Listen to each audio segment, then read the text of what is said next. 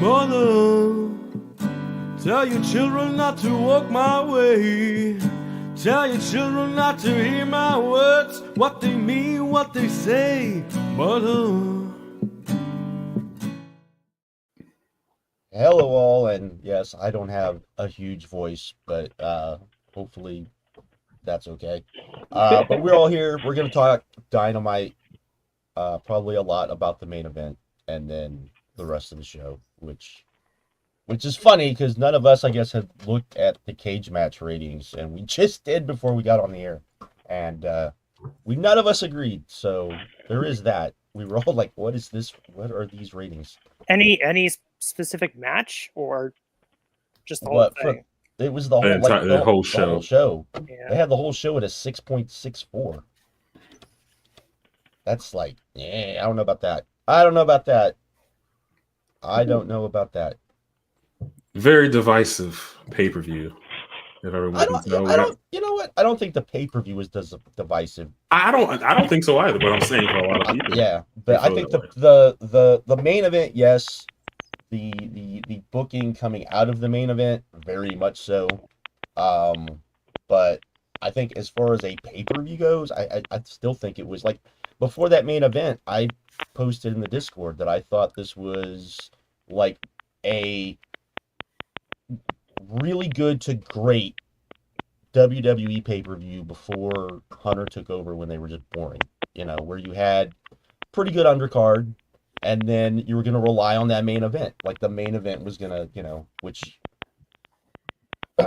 Adam said, you know, last week that we were going to, like, it was going to get decided on that, which I guess is what this is. But I thought there was still, like, I thought we had some stuff over-deliver a little bit, enough to where I think that just grading it that purely on the main event, I think is a mistake. I will say that. And I'm not a huge fan of the main event either.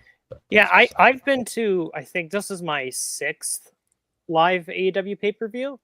And while it was probably the worst, I mean, it was still a really good show. I mean, there were 3 or 4 matches on here that I thought were legitimately great matches.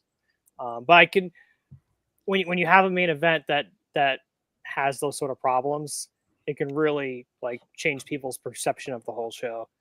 Didn't help that was going long either, but that's part of it. Yeah, can we get over this, like, going every pay-per-view going forever? We don't need this one's different though. This one is different. Like, if at this point excessively long. But at this point, we know these pay-per-views are going to go to midnight. That's just how it's going to be. But this one in particular, when that main event hit, and I'm like, are they going to have a 10-minute match? Like, what's going on? And the fact they went to like 12:20 or something like that. This one was a little bit egregious as far as the length. It wasn't supposed to be 10 matches. Like, they thought like Davis said it, they thought the Jericho Bandito match might get canceled. And so Briscoe and Fletcher, which was originally just going to be on TV, they threw it on the pay-per-view. The Bandito match doesn't get canceled, and now you have an extra match. And did it need to be advertised? It didn't. Like, why wouldn't you just throw it on pay-per-view as is? Like, if you weren't going to be able to have the Jericho match, just put you're not selling any tickets or pay-per-views for Kyle Fletcher versus Mark Briscoe. Granted, it was one of the better matches on the show, but no one's and you still could have stuck that on. You could have cut stuff from 0 Hour, like the fluff from 0 Hour, and you could have stuck it on that once you knew you were going to be able to do that match. So there's that too. Like that's, to me, that's. It's not a good reason. I'm just trying to. I say that. Yeah, I know. I understand. Be repeatable. I don't think this is going to happen very often. Like, this is a unique thing. There's a lot of negative pushback. But still, these pay-per-view, like the extra pay-per-views, I don't think need to, like. I think 3.5 hours would be better than going 4. I think that would be a good. You know, or 3, even 3 if it's a weaker card. But Brandon doesn't agree. No, I don't know. There hasn't been, at least in a long time, one of those pay-per-views that just felt this really long. Like the last one that I can remember was that Double or Nothing. Remember where I was there? Tony was just so adamant about putting that main event on after the Celtics game. The Heat Celtics, which I was streaming on my phone during the show, ended right when Anarchy in the Arena started. And they would purposely wanted to save Anarchy in the Arena and Punk Hangman until after that. No, he froze. And Ricky froze. Yeah. The show was way too long. What made it hurt the Cole and Garcia match was that the show was just long and the fans were just dead at that point for that match. Besides the fact that neither guy are really over. Yeah. And you can't stick that whole feud on Collision either. That's exactly you can't be doing that. Like the Jericho and Bandito match had no business being on the show at all. It almost wasn't. Yeah. It was just like a waste of time, to be honest with you. Yeah, I was gonna say I think part of the issue too was the fact that I think it was a part of it was a match order issue because you had the women's title match and then you had Fletcher and Briscoe, and then you stuck the TNT title match and that ROH title match on a spot in the car that was late in the show. Yeah. And people already don't like Jericho, and Garcia and Cole just didn't have that juice behind it. So maybe if those matches were placed earlier, especially Garcia and Cole, that style that they wrestled just wasn't conducive to that late hour in the show. You know what? They would have done better going on after the opener, I think. Well, because we wasted that tag match and the Julia Hart Mercedes match. The crowd was pretty into both of those matches, even though they were like two of the worst matches in the show. And it feels like we wasted like a good crowd on those two matches. Yeah, because I think one of the things you can take away from this is the fact that, like, I don't know how, but the Hurt Business somehow is massive over. So over. Even with them going out like not having. Like, this is not a glorious title reign by any stretch of the imagination. I don't think that's necessarily their fault, but they've had, 2 matches on pay-per-views against teams that are just kind of like there. Though I will say that, not to get ahead of ourselves, I know we're kind of wasting time, but tag division's about to heat up, huh? Yeah, no, but that Lashley and Big Bill, that was a lot of fun just seeing them kind of throw each other around. So that was kind of cool. But all right. Let's all this noise. Okay, let's get to the main event. All right, we gotta get to the main event because people are losing their minds. People have lost it when it comes to this main event. Okay, does anyone want to go first on what they thought about the main event as far as the match and the outcome of everything? Does anyone want to go first? I can go for it, Sean. First of all, I thought it was the wrong decision for, when you're going into the show, you had Moxley attack Willow, and then you had them like powerbomb Swerve on glass.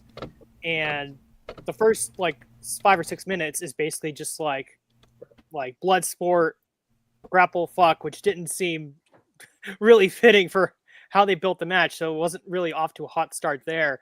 And I guess as far as the outcome, I mean, if Moxley was going to win, I knew he wasn't going to win clean. He wasn't going to beat Swerve clean. So him winning via shenanigans didn't surprise me. I guess it was just that they set up to where, it looked like, all the interference had been run off and it looked like Swerve was just about to win. And then the Young Bucks come back and they cost Swerve the match. Honestly, I'm not sure you guys probably have stronger thoughts on it than me. Honestly, I was just more, again, when I mentioned earlier, I was just more annoyed that the show was running late and I had to cancel my original lift to, again, new one and all that, which is annoying. But I guess my overall sort of take is I'm not sure if doing the Swerve Hangman, because if they're going to do Swerve and Hangman versus the Bucks, that'll be a great match on paper, and I think everyone would expect it to be a great match. I'm just not sure if it's time the best use of particularly Swerve and Hangman for this show, considering that there's only 13,000 tickets out for All In. And that was my thing. It just feels like Swerve and Hangman would be better used. I'm not saying they couldn't do the team up thing, but this seems a little early for it, and it's a convoluted way to get there, I think. Okay. My biggest problem with this main event is Josh, and you guys would come on this live stream and you guys would complain about the WWE main events where the fans are just sitting on their hands and their ass and waiting, just waiting for the interference to come. Nothing in that match mattered. There was no crowd involvement at all until that fucking Hangman and the run-in started, which literally hurt the entire match. I think this match was terrible. I really just think it was awful. There was mass exits as soon as Moxie won. Maybe that was because the show went too long.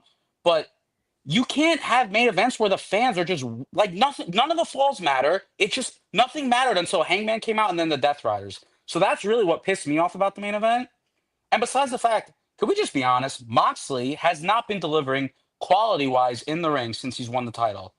All his matches have been mid at best. And like, it's just time. It was just time to move on. I really think Tony missed the boat. I mean, kudos to Big Rat. He called it.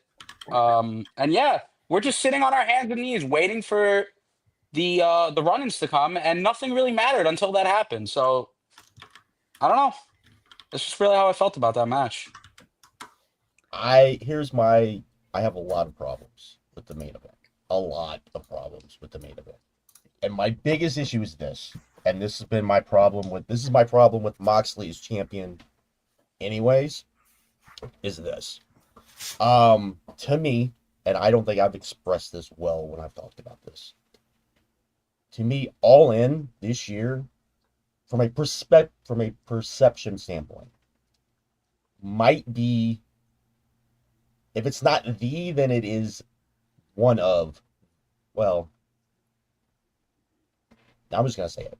It is the most important U.S. show they have maybe ever put on from a perception standpoint.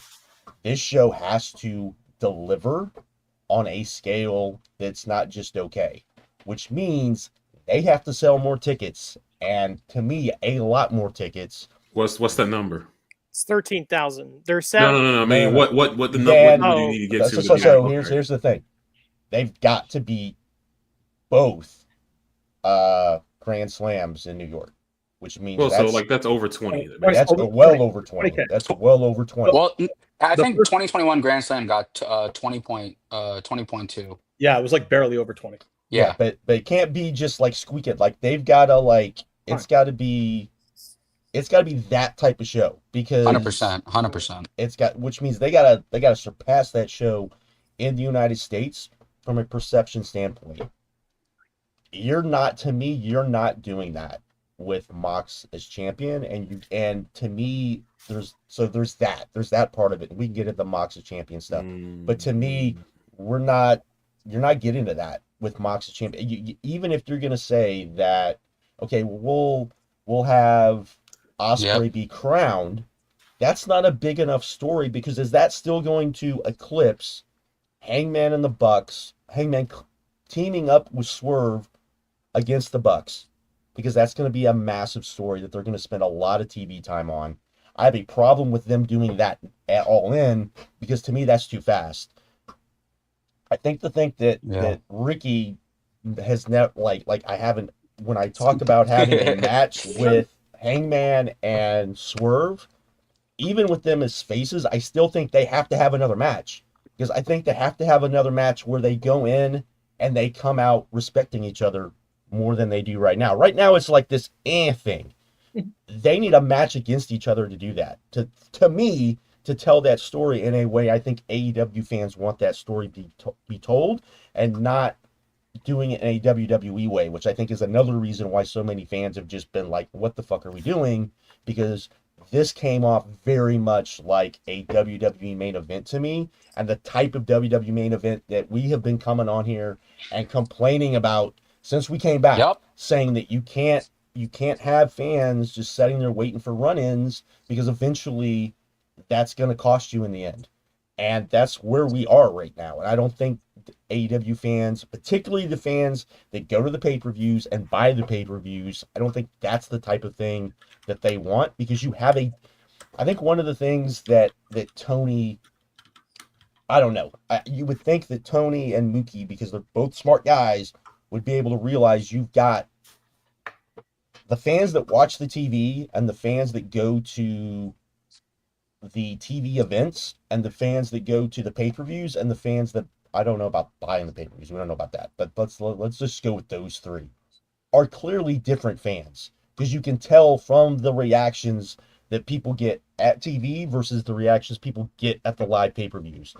They're different, and they're different enough to realize that they are not necessarily the same type of fans. Yeah, you have overlap, but it's a different fan base.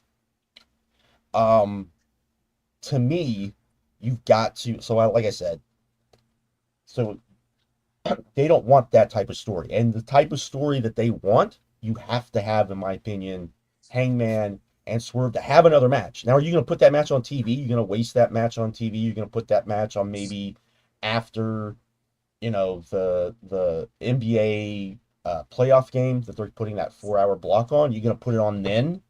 You're going to do that? So you have that I have that problem with that I think they're going to rush the Swerve and Hangman stuff. Also, you booked this main event for not just that, but for Anarchy in Arena, it looks like, and for Blood and Guts. 2 matches you don't even need to do, and you're only doing them because it's that time of year. They might tradition. They might not. We don't know yet. Let's be It fair. looks that. It looks that way. What is Super surprising? is always on WrestleMania weekend, and then it stopped this year. We don't know that yet. You think it's going to be in the fall? You think? I don't know. I'm just saying we don't know. I'm just saying we don't know. But it sure does look like The way the main event came off, it was like plain as day. That's what they're going towards. It was very to me. You can't do Anarchy in the Arena without Moxley. Are they gonna have a pay-per-view without a world title match at Double or Nothing? That's different from this Anarchy in the Arena setup and prior Anarchy in the Arena setups where the world title program was separate from the Anarchy in the Arena feud. That's not going on right now. So I don't know what's gonna happen. I think there's a lot of options. Well, then what do you do for the title match on but anyways. So you have that. Also, let's say Moxley's champion at All In. Let's say it's him and Ospreay. Do you have faith that match is going to be hotter than Hangman and Swerve versus the Bucks and Edge and Christian versus FTR?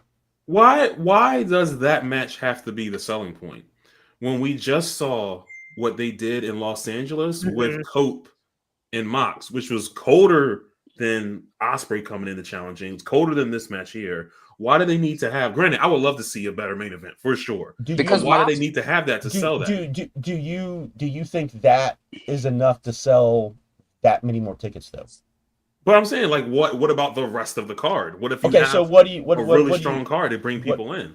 What else? Mm-hmm. One thing that we said, the way that they got that strong card is that they had that time between World's End and Revolution where they didn't have a pay-per-view, and you're going to have Double or Nothing. You're going to have a whole month where you can sit there and build up other stories so you can have Ricky. That's fair. But then my other thing is this. Forbidden Door. Well, no, not just Forbidden Door. I'm not even to Forbidden Door yet. We're not even to Forbidden Door yet. Who cares about a Forbidden Door?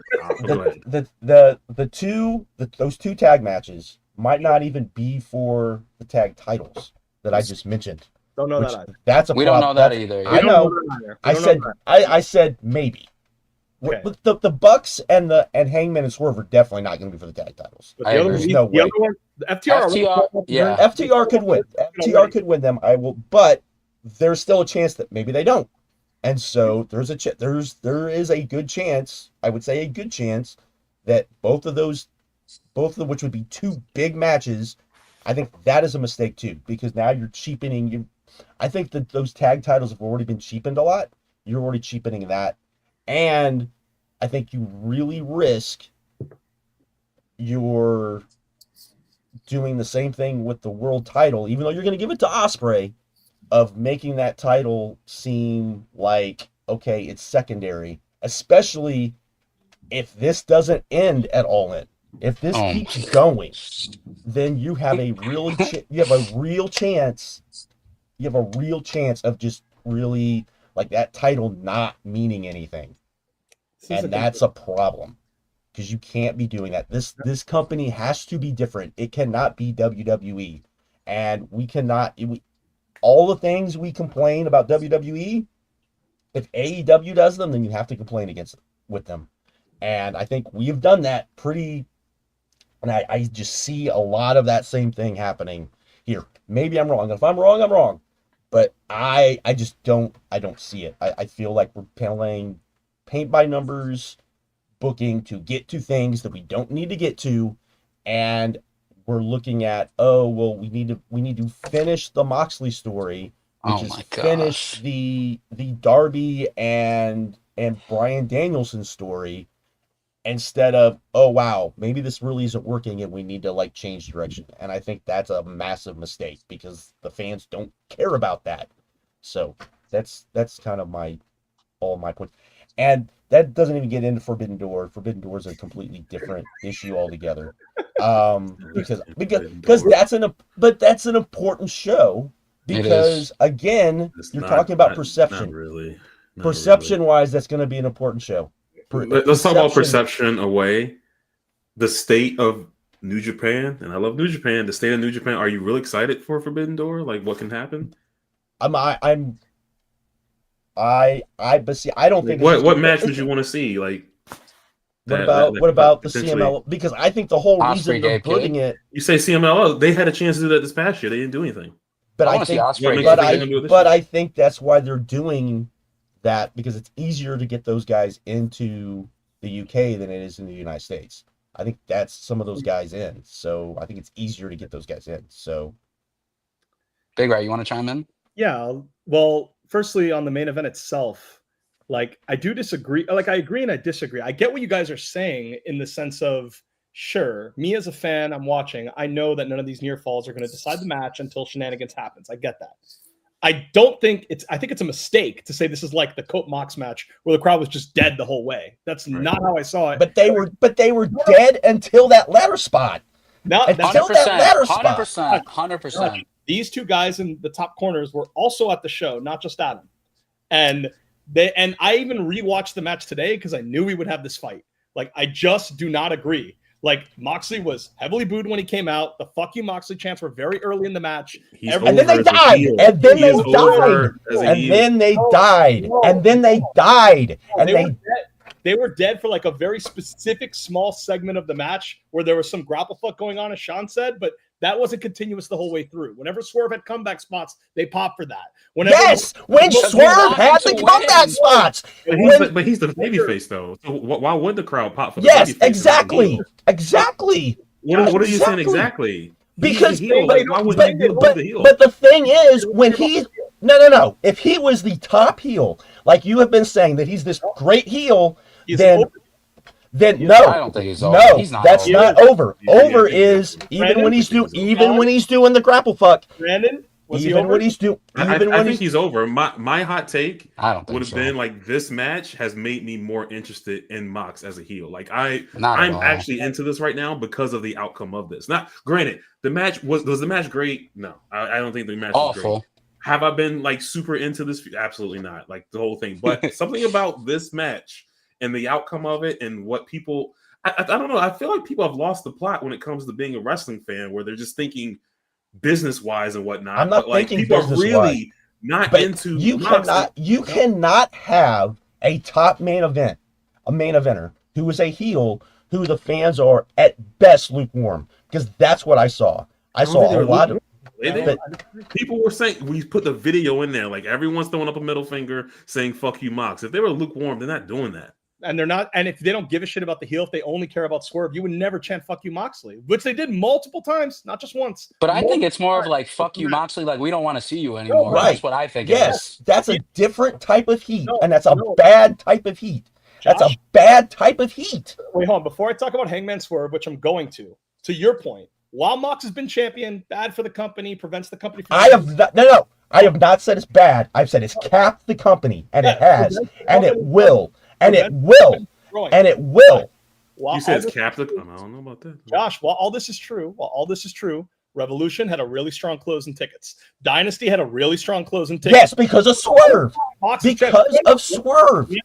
Revolution had it too, Josh. The card was stacked, bro. Revolution had a strong close in the last 2 weeks. And I know this. I know if All In does like 25,000 fans, Josh is going to come on which here. Which it will. And if it does 25, if it does 25, I will say that's fine.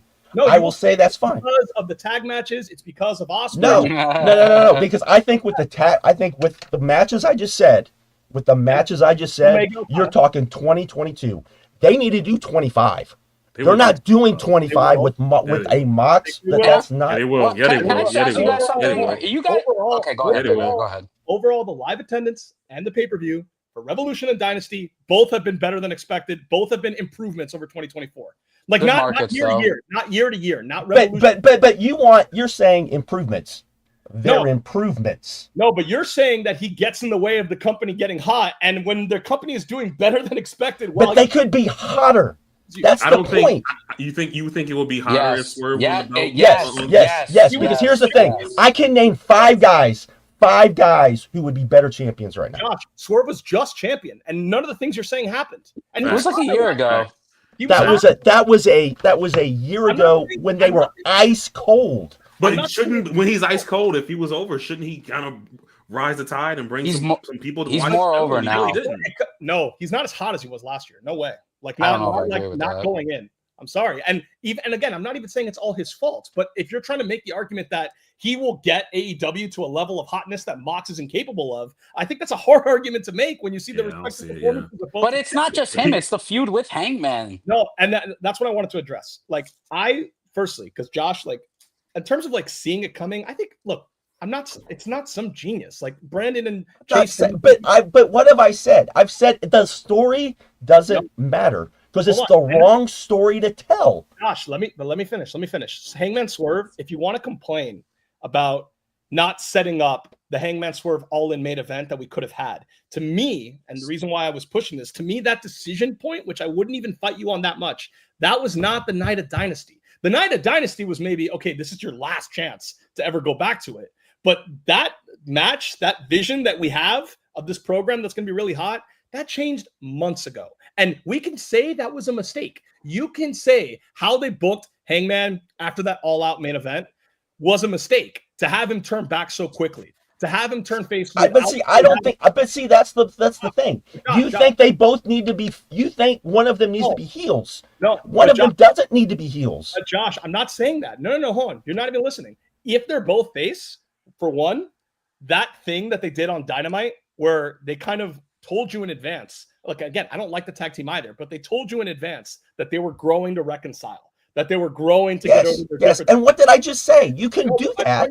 My point is, if you go from that, like there are a lot of fans online that wanted Hangman to give Swerve the win, basically do what they did, but without the Bucks have Swerve win the match. They want that, and they also want them to have a grudge feud at All In. And I'm not saying you have to have a grudge feud. I'm going back to that scenario in a second. Okay. That scenario where you give people the dog collar, cage, barbed wire, whatever. I'm sorry, that makes no sense. And I think the TV of going from Hangman giving Swerve the belt to Hangman wanting to rip this guy's head off, I think would be really convoluted, and I think the program would not be as hot as you think. Now, going to your thing, where they're actually going to be face versus face, it's going to be a very not respectful, but they could still have a grudge. Even that, you saw that grudge because, yes, obviously faces can feud with each other and still be faces to the rest of the roster. I know this. It's not like I think this is some foreign thing. The last 2 all-in main events have both been face versus face.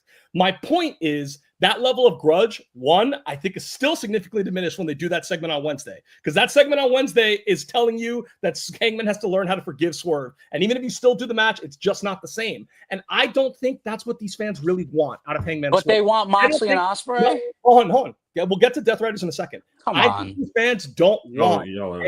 They don't want Hangman Swerve face versus face, no stipulation, like just having a nice, good wrestling match for the title. Even if they can make it work, I don't think that's what got these people to fall in love with these characters in this feud in the first place. And I understand it was hot at one point. I understand they could have maybe done this last year, but that doesn't stay that way forever. And I think because we've all fantasy booked. So they should be a tag team? So they should just magically be a tag team? No, but Josh, just because I disagree with you doesn't mean I then agree with every direction they take here.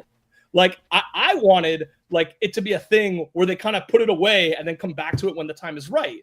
And I do agree that spiritually with these two characters, we'll see their explanations on TV. I'm willing to give it a chance. Spiritually, these people should never really team. Like, it's fine if Hangman doesn't actively want to cost him the title. That's not the same as being his friend. And it could be something that could be coming back at a later date where it can be hotter, where it can rejuvenate. But man, we do this all the time. How many times do we see this? Like the Tommaso Ciampa Gargano feud in NXT that people loved at first and then it eventually got bad. The MJF Adam Cole feud that people loved at first and then it eventually got that's bad. Different though. I am not different. Stop. I am not saying that Hangman and Swerve would get to that level of bad. But just because it was at one point super hot, super awesome, I think the booking decisions they've made along the way made it hard to get the dynamic that would be as hot as you say it would be this year, July 12th. Not that they can't ever get to it ever again, but I think what they had done with Hangman since September, what they had done with Hangman on the Dynamite, it made it hard, which is why a bunch of people thought Hangman was going to help him win the match. But yet they still wanted them to do a match after that. And it's not that it would bomb. It's not that it would suck. I think it would, to use your words, I think it would be fine. I think it would not be a clear delta. All In's now going to do 30K instead of 25K because we have this match instead of Mox Ospreay. But I think the difference would have been okay. So here I will bring up. So what do you do for Forbidden Door? I want to know. Oh, because you all are like Forbidden Door doesn't matter, but it does matter. But it does matter. So what should be, like, if you could book it right now, what would be the main event of Forbidden Door? Forbidden Door for me would be okay, you either do Swerve versus Ospreay. Ospreay should not win at All In. That is a mistake because you make more money, it would make a bigger impact for him to win at Forbidden Door. What? It's better for him. It's better for Forbidden Door as who does he face? Who does he face? I don't know. I'm not the booker. I don't come with Why does he have to go for the belt from there? Why won't you be crowned on the biggest show of the year? And he's coming in as the guy who took down Moxley, and he's coming in as our world champion, the guy from our country coming in from world champion versus whoever the fuck. Maybe do Shingo or something like that at Forbidden Door. That match always rocks. You can do Ospreay versus Shingo for the title. And he's the defending champion. The guy that all these people hate. Why would you do that? Why does he have to win on that shit? Give me a match that's going to make people pick AEW over WWE, because that's what you have to do. That's what you have to do. Danielson, if you're going to choose WWE, you're going to choose. If he's back, if he's back. Danielson was at Dynasty, guys. He's doing a bunch because he's helping them book. He's promoting he's coming back, man. Like, clearly, like I think that's obvious. Like, at least for All In. I don't know. I'm pretty sure. Well, what does he do for All In then? He's not facing Moxley. No, like, yeah, All In could be something different. But I thought, what is he doing? Because I'm confused. Because I thought you said earlier in this call that All In is the most important show in terms of perception in the United States. So it is. Which show? Why would you have the darling of the company, Ospreay, beat the guy that everyone hates right now? Why would you do that on the biggest show? I don't understand why people are down on that main event. It just bugged. I just don't get that. I'm not down on the main event. I am. I think it's. Here's the thing. You've got to book. I know you guys are like, I'm being crazy. That show is important. That Forbidden Door show is important because that WWE going against them is going to affect that show. If you don't think so, you're being win a title. He does not need to win a title there. They're going to do like Punk and Cena against a big on that show. So then what is a big enough because you're probably gonna do Ospreay Gabe, or not Ospreay Gabe Kid, Omega Gabe Kid again. They're probably gonna do the rematch from the Tokyo Dome at Forbidden Door. Or even then, if you do Ospreay Gabe Kid, if you do Ospreay Zack Sabre Jr., if you do Ospreay Shingo, there are other matches that you can do. He's coming in as the world champion, our champion, and defending against somebody. Honestly, you would sell just as many tickets. You would just sell just as many tickets. I don't agree. I think Forbidden Door, you just need to put on a great card, and people will come. Everyone knows AEW's wrestling is better. WWE is going to put on a massive card on that show. If you choose them over, you were never going to watch AEW. So who cares about those people, man? We're not trying to get them. They're already lost and gone. I get the perception war, but like All In is still the bigger show. Like I don't think you're not necessarily even disagreeing with me on that. But here's the thing too. I think if Moxley leaves All In with the title, I think that is the point of no return, where I think you're just going to lose people. And if he doesn't lose it there, I think it's over. I also think and like Brandon touched on this, and I'm not saying I'm like as enthusiastic. Like I come off as like the guy that loves this Death Riders angle, but all I was trying to argue is I do think the television has gotten better. I don't think it's as bad as it was in December and January. And we have this cult online of like Lyric and Ibu and Jason Solomon and all these commentators. Like, I'm sorry, AEW did not convince you that Swerve was going to win that title. We did that to ourselves. They may have manipulated. None of. I don't listen to any of those people, and none of that. But it has nothing to do. My opinion on him winning the title had nothing to do with that.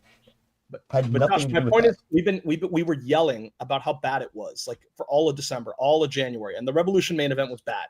But like, I feel like there's a lot of people that are just kind of like locked onto that. When I do think in the last few weeks has gotten better. I think as far as that's what I meant when I was said there's different fans, because I think that for the TV audience, I'm sure that's what and to be fair, that's the audience that matters. Like without a doubt. Like, that's the audience that matters. Good or bad, that's the audience that matters.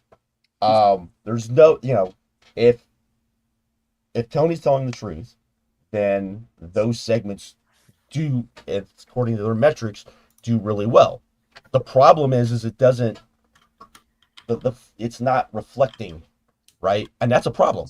That's a problem. But it's not. But even you would admit, because even though you said at the top, the TV audience different than the pay-per-view audience, the pay-per-views are still doing really well, though. Like, that's because they know they're going to put on a great show. That's my point, though. When I say that, I am not saying they're buying the pay-per-views to watch Moxley. I'm saying that it's not like if the pay-per-view and TV audiences are different. The pay-per-view audience, both live and on buys, are clearly not so disgusted with this Death Riders. No. But I'm not saying that. That's not what I'm saying. I'm saying that you've got a ceiling with this that I think I think they need a better ceiling than that. I think this is getting better, and I don't think the alternatives are clearly have a higher ceiling. Like, I think this angle is getting better. It's getting hotter. Think of it like an investment. Like, they've invested so much in this Ospreay going all in thing. Like, I do think it's getting better. I do think it's going to improve. I do think it's going to feel hotter by the time we get to All In, Ospreay being the champion. And when you talk about like value in the world title, that's one thing I forgot to mention earlier. Like, that's one of the reasons I also didn't want Swerve to win. I thought Swerve winning the title, something that everyone agrees would have been transitory. No one, not a single person I've seen online who wanted Swerve to win that match, wants Swerve to keep that title for the long run. They basically just want Swerve to be the guy to hand it to whoever was supposed to beat the Death Riders and just like speed it up along. But I don't want it to be who's ever supposed to beat the Death Riders either. I want that gone. I think Swerve being the champion, being champion for 2 months, and then Ospreay being the champion. I think that doesn't load up Ospreay. I agree with I agree with you there, because that's why I never said that he should drop it to Ospreay at All In, because that's too short of a title reign. And that's I think that's why I always said, even if I know Forbidden Door's not that much longer, but I think that's still long enough to where, yes, it's a short reign, but I think it's still a long enough reign where, yes, it's transitional, but I just think I don't. And say what you want about the Death Riders. Isn't the ultimate end of this story that Ospreay wins the match and he opens that briefcase? He finally pulls out the title. It makes the title feel super important. But that's not the actual. But that's not the actual story, though. And then the actual story is not that. The actual story is Darby.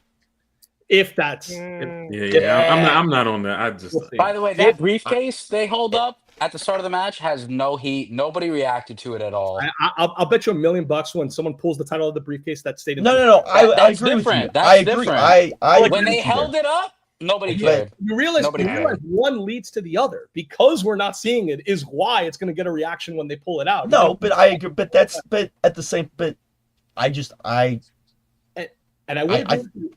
want to say I do agree with you. Like, if let's say Mox was going to be champ for 2 years, and we had this style of main event on all these pay-per-views, I could see how that like degrades the core of the product as a whole. But we know this isn't going to go on that much longer. Whether it's like, I'm pretty confident it's not going to go past All In, but even like, the point is, this isn't going to go that much longer. And if you get Ospreay as champion, you're going to get a completely different style of main event. It's the whole. No. You got the guy who we're not liking his main events to the guy that we love every. I understand that. The guy who should be in the main events. And it'll have no bullshit. You won't have to worry about. I understand that, and I don't think. Let me make this point. I don't think AEW is gonna do a nosedive. I don't think that's the case at all. You think they're not reaching their ceiling? you're right. I just don't think, and I think that this gets in the way of it.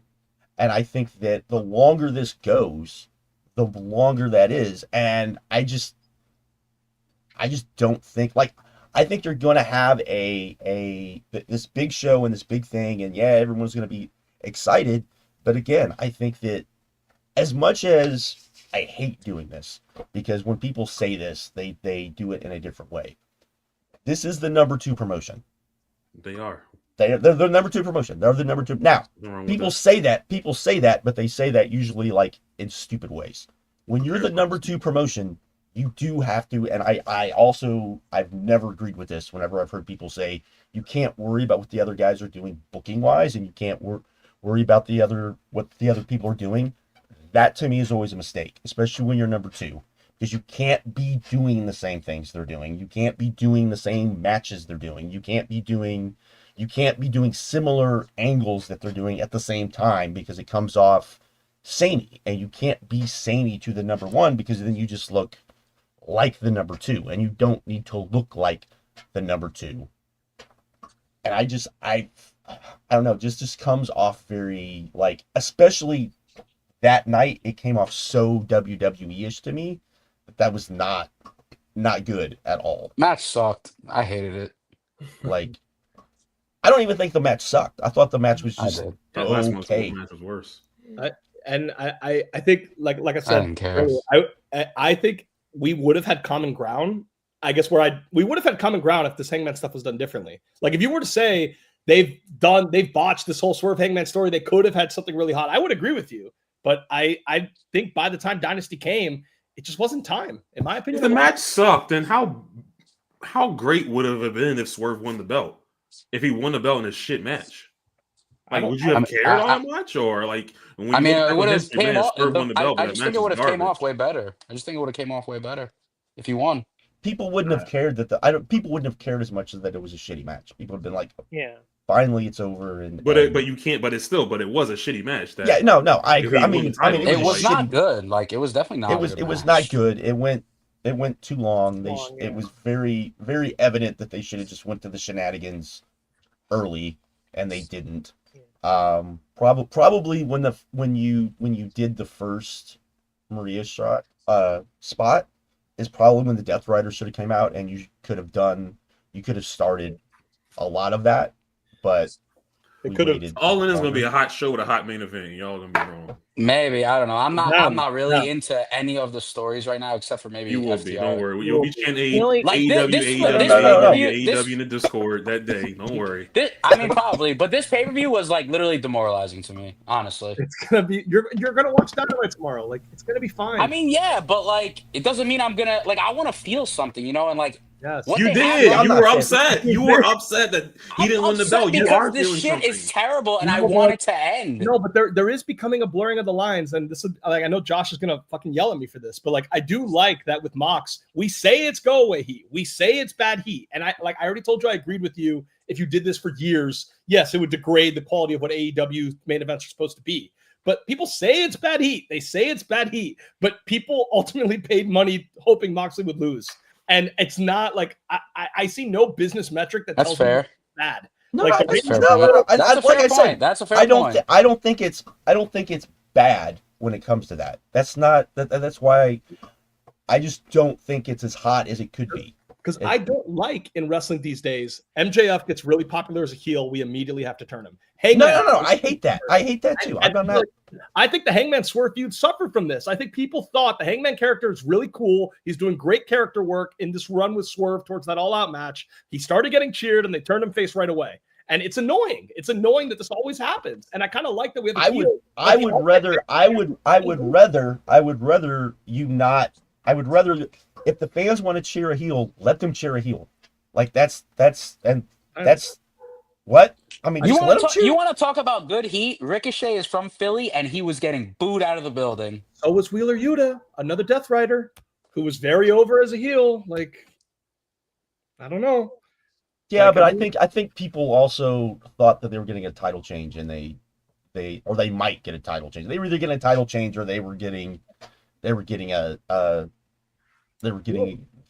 turn of some sort. Go ahead, Brandon. Go ahead.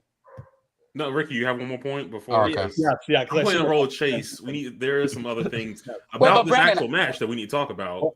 Josh, I was just like, let's obviously the ticket sale for All In, which will be a separate debate, and we won't know for 3 months. But like, let's see. I think this TV with the Death Riders, I think will be better than you think it will be. And I think to Brandon's point, I think this is getting better. Not just artistically, I think it's getting hotter. I think it is actually we'll see doing its job as pro wrestling heels are supposed to do in a good way. That was not the case 2 months ago, and I think that trajectory will continue as we go. I will say this.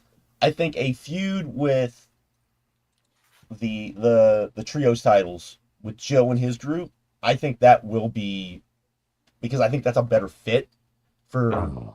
I think it's a better. No, I think it's a better fit. They should win. I do, They and I should win think too. yeah, and I think that I said this however months ago that I thought that group should be the trios champion, because I think that's a good, even though it's not my ideal, I think that's a good fit for those three guys. So I do think I think that will help. I just don't know. I'm just really worried that we're going to get to that and it's still going to be like the number 3 storyline going into that show. And to me, that's not good. We got somebody. Yes. Finally. Am I coming in clear? Yes. You are. Okay. I'm on my cell phone. I'm at a weird angle, so y'all get off the. I don't know what the fuck's going on. But what has been discussed so far? What are we doing right now? We were just talking about the main event. That's all 45 minutes. Go for it. Go for it. Okay. So, do I like what is going on with this main event? Absolutely not. Nobody with a straight face could tell me that they are enjoying this. I want to get that perfectly clear. I do not like this. But we cannot lie about what is happening. That's all I'm saying. I don't like this, and I've never liked this. That's what same reason I don't like the House of Torture. Same reason why hate annoys me in Stardom, because this shit is not what I want for my pro wrestling. However, when people say things like Mox isn't over, or things like this is killing the business, that's crazy. Because, Adam, you decided to post a photo of you flipping off Mox while there's thousands of people around you all going, fuck you, Moxley. But you want to tell me that this dude... Hold on. Oh, no. You talk for 45 minutes. You talk for 45 minutes. Hush your mouth, boy. I'm not done. I'm not done. Stop. I'm not done. You talked for 45 minutes while I wasn't here. I'm not done. Go ahead. Yup. That's what I'm saying. You don't have to like something to acknowledge what's going on. I'm not saying that you like Moxley. In fact, that's the point. You shouldn't like Moxley. You know what I mean? I'm not saying that you like him, but to pretend like he is just like this net negative that's going to destroy business, and you got to pull the title off him because this has gone on for too long, and all that. And it has.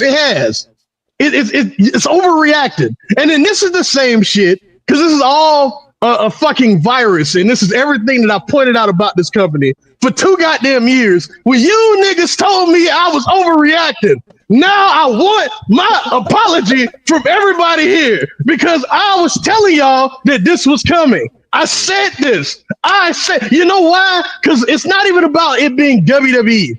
It's about Tony Khan listening to weird criticism. You know why? Because the WWE fans ate up these fucking bloodline matches just like this. Fucking the House of Torture in New Japan was the main event stable for like a month and a half, not that long, because Roman Reigns and all these motherfuckers were doing these weird matches just like this. And everybody wants to keep up with the Joneses. Well, guess what? You reap what you sow, Tony Khan, and that's what happened. You're reaping the shit that you sown. I don't care about this company. I pull what I want from this company. But all you motherfuckers told me, oh, it's different. It's different. It's not any different. And wrestling is all this shit. They all just keep up with what the worst entity in all of pro wrestling does. And now that you all are seeing it, you all are having fucking panic attacks now. AEW is no different. I figured it out that it wasn't going to be different. And when that happened, when that happened, I was like, I'm just going to watch the great matches. I came on this show and said I hated this show. I hated Dynamite every week. And you motherfuckers was like, come on, Markeem. There's no come on, Markeem. The show is the main event angle. The main event angle is everything I don't like. But I'm not going to sit here and lie and say y'all niggas didn't bring this on yourselves. You all bought it on yourself. All of you. Because y'all were late to the party when I was ahead of the curve. Yeah, that's what happened. Now proceed. I literally said the I know you did in the Discord. I know what you said in the Discord. No, I'm saying what you just said about the Bloodline main events is literally what I brought up 30 minutes ago. We just talked about who cares? that. I didn't hear it. My internet was acting up. I agree with what you're saying. Is what I'm saying. That's what I'm saying. I agree with you. We all agreed with what you just said. Yeah. All of us said that. Why did it take so long? Why did it take so long? Happens, bro. You were first. You were first. Like, what do you want? Like you called me. I refused. We was talking about how long we've been fans in the Discord earlier. I refuse to let a company play in my face again.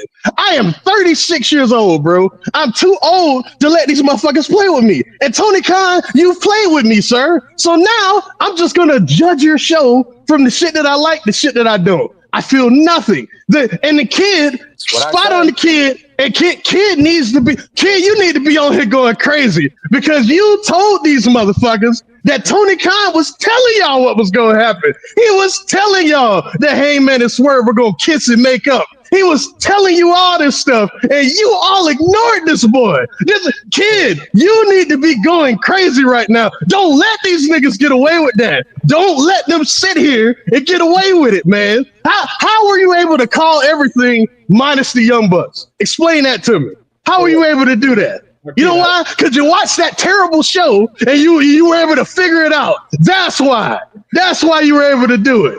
Y'all need to stop it, man. Hold this nigga accountable the same way that you hold anybody else accountable. And now y'all want to do it, but now it's too late. You're stuck now. You're stuck y'all are stuck in the situation y'all created. And I don't feel bad for any of you. Sean, Josh, Brandon, Adam, Kid kind of knew anyway. But I don't feel bad for none of y'all. Not a single one of you. I'm not outside shouting into the. Hey man, just because you're screaming, like yeah. I disagree. I hope you're not outside, Markeem. Oh, I'm outside. I don't care. Disturbing the peace over here. But my God, man, and like, Josh, you pissed me off last night too. When you were like, "What happened when they put Evil at the top?" You mean during the pandemic for a month? Is that what you mean? He was at the top for a month. He was at the top for a month, and fans couldn't even go to the shows. They couldn't. Nothing would have saved. Nothing would have saved New Japan during that period. If you want to blame anybody, I know it's off topic, but you pissed me off when you brought it up. If you want to blame anybody, blame Sonata. Sonata is the one that didn't cause business to rise. Don't blame Evil because these main events work, because he's admittedly drawing houses since the fucking pandemic has ended. Don't blame him because you don't like it. That's my thing. I don't like it either. But what happened is what happened. The reality is the reality. We got to separate what we like from reality. I don't like the WWE, but guess what? Like 70,000 people going to be at WrestleMania. It's just what it is. Whether you like it or not, you can't ignore what happens, man. You can't ignore what we're seeing, bro. You can't ignore it. It's just that simple. That's my whole thing, man. Because y'all motherfuckers was on here. Y'all were lying about John Moxley the other night. We're lying, bro. You're not lying. Who's that? Let's time out real quick, okay? Because we're damn near an hour into this, and we've only talked about one match. But something else happened. Like, what do we think about the Young Bucks coming out? Like, what is that going to lead to? Is that going to lead to them going against Hangman and Swerve? Probably. I mean, that's got to be what it is. Yeah. I mean, like I sort of mentioned earlier, and this is going back to something that Josh mentioned earlier. I wouldn't mind Mox and Ospreay as the all-in match, because I think before this whole reconciliation happened with Hangman and Swerve, I think Moxley, Ospreay, Okada, Omega and Swerve and Hangman in some sort of like gimmick match. Like for All In, like that's as big of a 1-2-3 punch you could do. Along with Tony Storm versus So it goes back to what I mentioned like at the very beginning of the show, where I don't think that that tag match will be great. Yes, I think we all acknowledge that'll be a great match. I don't think that match for this show is the best use of Swerve and Hangman. To be fair, we are just, I mean, it's logical to us because the camera pans to Hangman after the end of the show. Like we've all just, I haven't heard Dave say that's the match. We're all like putting our brains in that direction because it seems like Swerve is going to feud with the Bucks. The timeline could be different here. It doesn't necessarily have to be specifically for All In, but well, I hope it's not for All In because I want it to be longer because like I said, I still think, and Markeem wasn't here for this, I still think you need to have one more match. Yeah. Between Swerve and Hangman to get to the point, then that's how they reconcile because they kill each other and are like, or don't even have to kill each other. They just have a match where they go, all right, we're done. I now respect you.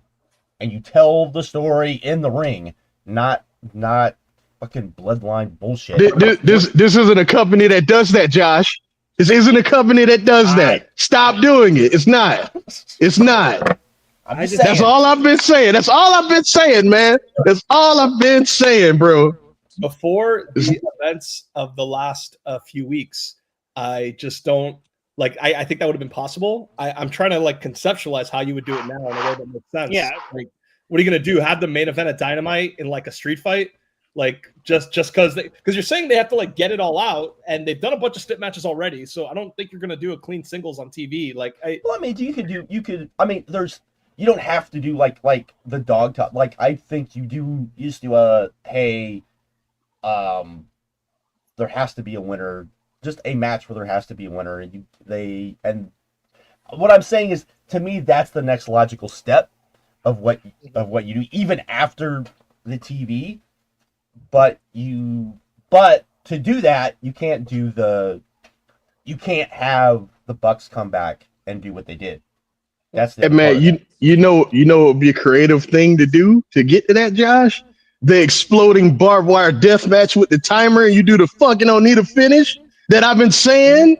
But you can't. But I've been that. But you know, whatever. Whatever, man. But it accomplishes exactly what Josh is saying. Accomplishes the same thing. Markeem, same thing. You weren't here for this, but before we move on to the show, what we talked about earlier was it just, in my opinion, if you want to rebook the Swerve Hangman feud, I think that's fine. I think I would agree with you guys. I just think that was months ago. That was not last week.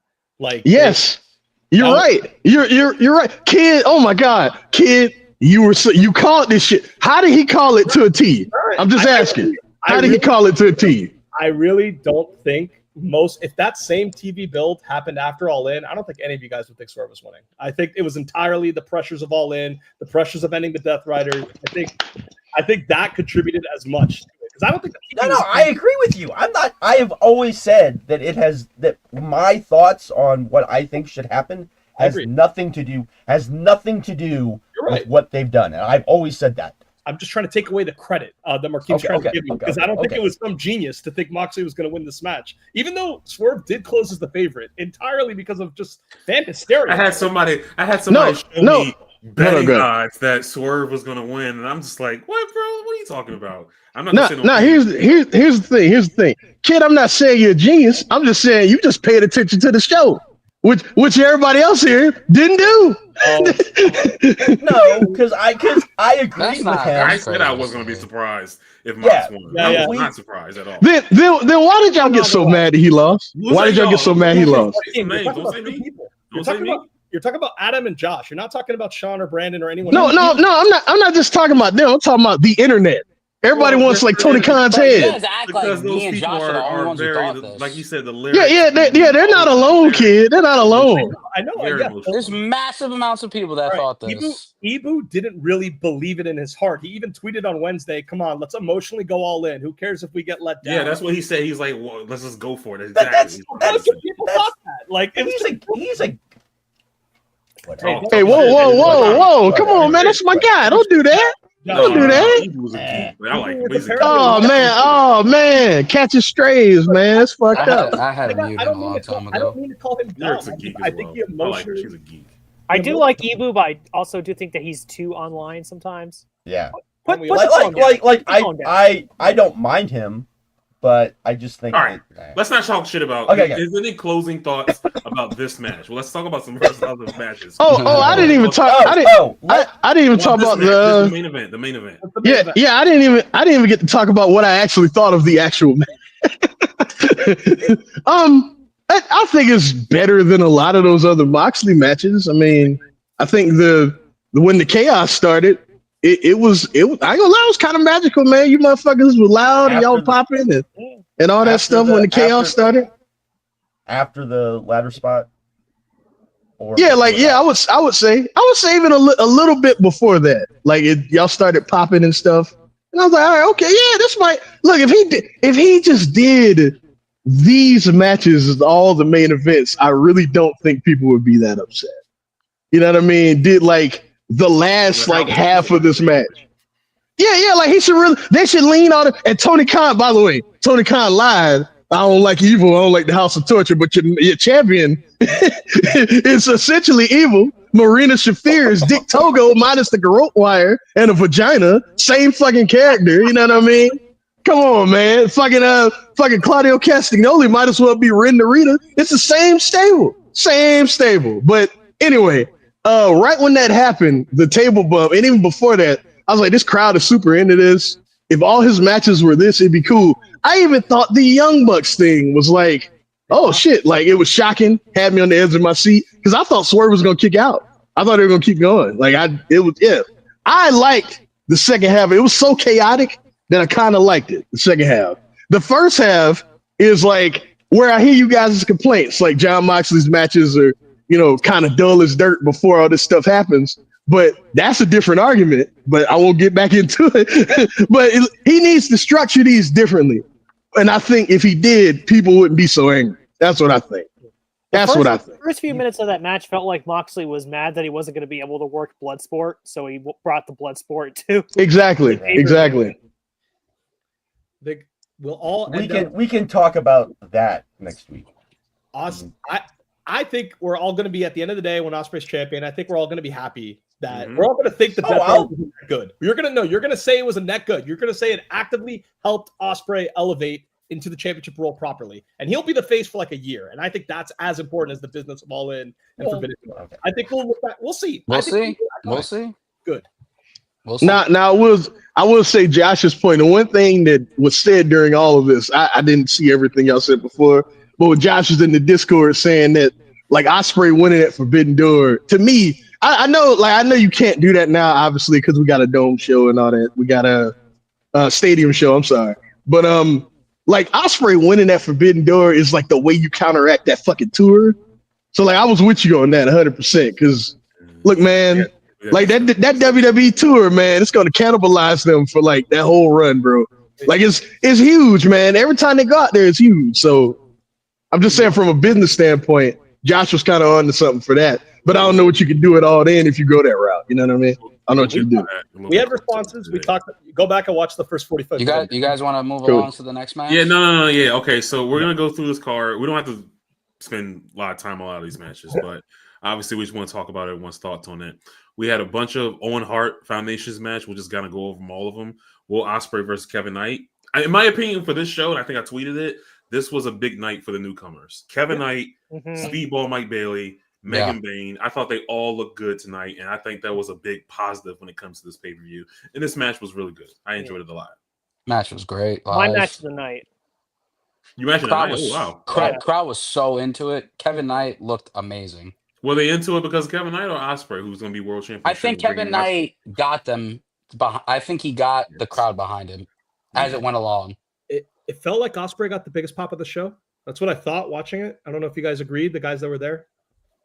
I one of the biggest for sure. Yeah, one of the biggest. I think Okada got the biggest pop, but that's just me. I'm glad you brought that up. Can't wait till we get to that match. Can't wait till we get I think Okada got the biggest pop. I mean, I figured. Everyone figured Osprey was going to win, but I think the whole thing was this: Kevin Knight just needs to have a good showing, a great showing, and when you get a pay per view match, I have a question since you guys were there, because one of the criticisms that people had who were not there, who were watching on TV, I don't have this criticism because I have a different take on this stuff, but that people thought Kevin Knight was a little too sloppy. I didn't really get that. I think that helped the match, a little bit. You don't need to be I agree. It was the right. It was the right kind of. Could have been nervous too. You never know. Could have been. It's big. But it was the right kind of sloppy. There's sloppy, and then it wasn't Mercedes sloppy, and then it was like bad sloppy. If you go back and you watch those like classic All Japan matches, there's a lot of those matches that aren't exactly clean. But they're great for we were talking about Jumbo Tsuruta earlier. Listen. Listen. Whoa. Love that dude, but whoa, come on now. Definitely good. I just want to say Osprey also sold him as a threat. Like, it's one thing to have a great match with someone, but in the match, even if we all thought Osprey was going to win, they sold that like Kevin Knight's getting the upper hand here. Kevin Knight is catching him off guard by how well he's doing in the match. They really sold him like he was an equal threat to take him down, and that's as important as having a great match with the guy. But yeah, we can move on. I mean, that match was supposed to be Osprey and Jay White, but unfortunately that didn't happen. Yeah. Same thing with the tag match. It was supposed to be Hurt Syndicate versus the Murder Machines, but we got Learning Tree instead. Awesome I mean, this was fine. It was fine. Yeah. Like I said earlier, I really liked the Big Bill and Lashley stuff. I thought that was good stuff. And you advanced the MJF thing wherever that's. Yeah, we all knew MJF was getting involved somehow. The MJF story is really interesting. Like no one really knows how to read it. Yeah. No one knows where it's going to go. Like I think no idea where it's going. Intrigue. Mercedes and Julia Hart. Yeah. Trash. It was trash, but I will say the crowd got behind Julia. Yeah. I was actually really surprised at that. Because I have really, my own theory about that. Go for it. I have my own theory about it. Go ahead. So we on Mercedes second. Look, I think, and I don't want to just bury her because her matches have been much better, obviously. But I think her character just don't connect. Her opponents have been better as well than Julia Hart. True. But I just think her character does not connect at all with anyone, period. Sasha Banks connected with people. Mercedes, bro.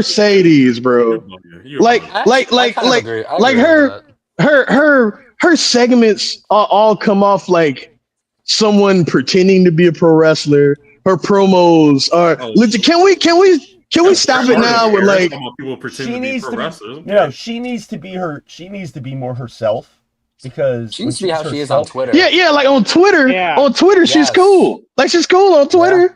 Like just bring some of that to the she. Look, man, she's laying everything other than that bell ringing. It's some of the worst shit I've ever seen in my life. And then on this night, when the bell rung, it was also some of the worst shit I've seen in my life. So there you go. I didn't care for the match live. I didn't care at all. I thought it was okay. Yeah, I thought it was fine. Yeah, I think those submission spots, which is funny because it just reminded me of how, those New Japan Young Lions, what's the spot that they always do in all those matches? It's the Boston Crab. It was those submission spots I think turned the crowd and got them behind Julia, even though it was a match where I'm sure everyone knew that she wasn't winning. So I thought it was okay. I didn't think it was bad, but at least to me the sloppiness didn't come through as much. Seeing it live, the match placement just bothers me because like like we said this already, but like I feel like Jericho Bandito and Cole Garcia, if they got like this placement in this crowd for this match, and look better, and I guess hypothetically we'll never know. Maybe they would have been dead anyways. But if they were into both those matches, it could have really elevated those matches and this overall show to a different level. And we had these two below average, average TV matches, this and the tag match, and it just feels like what a missed opportunity. Trios titles, Death Riders versus Rated FTR match was really good. Well, not really good, but I thought it was good. The angle at the end was fucking awesome. Like FTR are so much better heels than they are faces. It's not even. I agree. Not even funny. There's a lot of the. I agree. That's true about. Like I'd say 80% of the roster. But I'm not trying to diminish your point because yes. But I'm just saying that they are like they are so much, but like it's like light years. Like the FTR that we always expect to see, are when they're heels, and when they're faces, we very seldom ever get that. So I love Cash when they were the revival, like when they were the revival, 100%. Cash Wheeler getting on the we put the neck brace on, and shit was hilarious. He was great. He was great. I assume Cope's going to be out for a while. I mean, you take 2 Contrerios, Spike Pile Driver, like you're going to be out for a minute. So returns at Double or Nothing. Yeah, almost certainly FTR match at Double or Nothing, whether for the titles or not. At the end of the match, that's the pay-per-view surprise for that match. I have a question. Do you think I agree. This was because they were stretching? This is something I thought of because we had, which we didn't talk about. We had the pre-show match with Wayne. And them setting all that up. The match was sick. Yeah, that was crazy. Even though I missed half of it because I was waiting in line for pizza, then when I finally got to the counter, they were out of pizza. So. AR Fox was so over. What's that? Sean did his best Markeem impersonation. Awesome. Hang on. Before Josh, what were you gonna say? So, do you think they should have been wheeling Cope out, and somewhere in the back? You had Christian in the background somewhere. That's WWE though, bro. That will be WWE. But I'm just like looking. Brandon, that would be AEW. I'm just asking. Do you think that would have been because it seems like we're like when this like goes, it's gonna go really fast, and I think that's a mistake. Well, the whole thing about this is that for them to do that Edge and Christian reunion or Copeland or whatever. I remember very early on when Copeland came in, they did a excuse me, a promo segment where basically Edge said that, you know, when Christian, when he's down and he's abandoned, he'll be there to pick him back up again. So I don't think you can do the thing with Christian is that he has to be turned on first before Edge and him reunite. No, I agree with that. So I'm just saying that at least you have that. I was just wondering, like There's maybe nothing wrong with doing it quick because these guys have been getting hurt. Like you've been leaving money matches on the table. No, I agree. So many money matches have been getting left on the table because guys have been getting hurt. You can't waste time. So if you want to do FTR versus Cope and Christian Cage, but I'm saying that let's do it. I'm saying that you have to do it quick, and it's not gonna. That's not a business turning. No. I'm not saying no. I'm not saying. I'm saying that. No, what I'm saying is that you need to start teasing it now instead of waiting until you're like. I think what I'm saying. Well, I mean, they're already sort of teasing it with the Nick Wayne. Yeah, I know. But you spend probably like 5 to 6 weeks, and Cope's out, so we don't even have to worry about them interfacing on TV. Yeah. He won't be around. You do like this next pay-per-view cycle, establishing the patriarchy, turning on Christian, and then maybe then you can get to a point. Although I don't know if you guys care about this, like. Christian, I know they're gonna do it. They need to do it. Like Christian's character, he's like a vile, despicable person, and like how they turn that into a face, other than just nostalgia, is kind of curious to me. Like, am I just supposed to like this guy because they teamed 20 years ago, and I not to like him? Maybe they. Yes, kid. Yes, you are. You are, kid. Maybe the way you do it is you can't have good matches without a ladder. You have. You have them beat Christian to such a degree, and no one comes out and helps. Yeah. And it's just a complete beat down. Yeah. And to the point where Cope is the only one who comes out. That's the only, but it has to be like a vicious, beating. Like worse than what FTR did to Edge. It has to be. Yeah. It has to be to the point. They're about to set them on fire or something like that. Yeah, something like that. It has to be wherein you're like.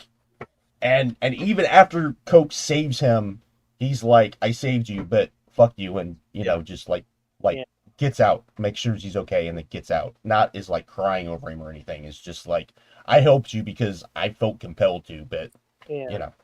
Yeah, only thing that could throw a wrench in that a little bit is that you're going to have Nick Wayne out for a while because he's doing the Super Juniors. So when is that? May the 10th, I want to say it starts. So you can do like you can still do it, but you're going to have a block of time where Nick Wayne's not going to be No, but I'm saying, but like what Ricky said. Yeah, you can do it before he leaves. Yeah, you can do it before he goes. Leaves, and then go from there. Yeah. By the way, I'm so excited for him in Best of Suit. I'm so excited for that. He is finally like showing like the thing about him being in the best of. He's gonna be so much taller than so many of those guys. Yeah. It's gonna be so. I wish they went the full like Callum Newman as a junior and then coming up as because the finals, if I was booking, would be Callum Newman versus Nick Wayne and Callum. That would be me. But they put him at heavyweight. Let me ask you, do you think New Japan fans are gonna get pissy right now? Go ahead. I know. Gonna get pissy if they push Nick Wayne really hard. Well, I mean, I don't think so because they pushed Takeshita hard in the G1. But that's and everyone loved it. Okay. As long as he doesn't win the tournament, like it's fine. Like I don't think as long as he doesn't win the tournament. He's not winning the tournament. Nick Wayne is 19. That would piss people out. That would piss people Wayne is 19 years old. Okay. And meaning he's going to put on weight at some point. Yeah. He's still a skinny little runt. The Victor Wimbayama of pro wrestling. Tony Storm versus Megan Bain. Thought this was a good match. I like Rocky. Get up. Thought Megan Bain looked good. Is Vic here? Is Vic here? No. He's around. Okay, well, if he'll see this later. Hey, Vic, this was the best performance of Megan Bain's career, like of her whole life. She finally looked good and wasn't carried by someone better than her. She held up her end of the bargain. Props to her. Since you say I always hate her, sir. There you go. There was one really scary spot during the match. Oh yeah, when she got dropped. Oh my gosh, I gasped. I was like, "Oh man, I hope she's okay." It looked bad. LV saw your comment, Marquine. He just okay, good. That was really scary. Kyle Fletcher versus Mark Briscoe. In my opinion, this is probably the best match of the night. That was my favorite match on the show. Very good match. I was gonna say this feels like for me like Storm Mariah May last month, where I was like not lower, but I still thought it was awesome, but a lot lower than everyone else. I thought it was very good. I thought their first two matches were both better than this. Am I like their C2 match better. Yeah, I mean, I like the collision match they had. I thought was definitely better for sure, but I still enjoyed this match. I like that they have this little rivalry though. That's kind of cool. Right. I do fuck with that. Like, I thought Ospreay Knight was better. I think Sean, maybe you did too. I would still put Ospreay and Knight as match of the night. I think this one's like. I think Ospreay and Knight was better than that. Yeah, man. Don't you wish Jay was still alive? So like Kyle Fletcher and Mark, man, like that'd be man. Oh, okay. So here's something interesting, real quick. I know Rich and Joe on Voices of Wrestling talked about this on their review show. Do you think Kyle Fletcher is one of the 5 best wrestlers in the world right now? I heard them say that, and I'm gonna say no, but I'm not mad at anybody that would say. He's really good. I might go 10. I don't know about 5. I don't know. I have to think about it. I have to think about that. Half his work has been with Ospreay, who is the best wrestler in the world. So True. Over the last few months. And the Briscoe thing, yes, that is a positive reflection on Kyle, but I do agree with Dave on this because I've always thought this. They just have a magic, like those two in particular. And I don't think it's a reflection of them being. I like his match with Okada too. And Mark is good, very underrated as a wrestler. Yes, I mean, but he's underrated as a wrestler, underrated by his booker, not giving him any wins. They're just like perfect compliments to each other. Like this guy in his 20s who's jacked to gills against the 40-year-old like from Delaware. Their styles complement. It just works. I think you would need to see Kyle against someone that's not his perfect stylistic opponent and Will Ospreay before you can do those top 5 comments, because I think we need more data on that personally. Bandito versus Jericho. Okay, I thought this was probably the better match that they've had in the bunch. Really? I still don't think it was that great. The finish. I thought it was better than what was the Dynamite main event they had. You thought it was better? Definitely. I was way more into what Jericho was doing in this match versus that match. But the finish, I sucked. You can even call it a dusty finish, in my opinion. I don't really call it, but yeah, the finish was. Go ahead, kid. Go ahead and defend the finish, kid. I know you're about to. Go ahead. Look. I think yes, it is illogical that we can overturn that decision, and then the family can come out and say, "Hey, the bad." Okay, let's just look. Look, in pro wrestling and not just WWE, we accept that you can turn on someone and cost them the match at the very end of the match. When in theory, if you wanted to fuck them, you could do it at any point in the match, but everyone always does it right at the finish. And that's correct. I agree.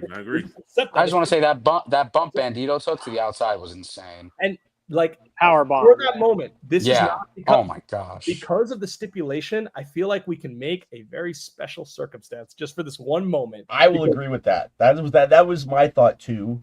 Was that's the only way it makes sense is because it's about the mask. They made a big deal about the mask. The family was there. But at the same time, I still thought it was stupid. So man, it was about to wear a Triple H shirt. It is not.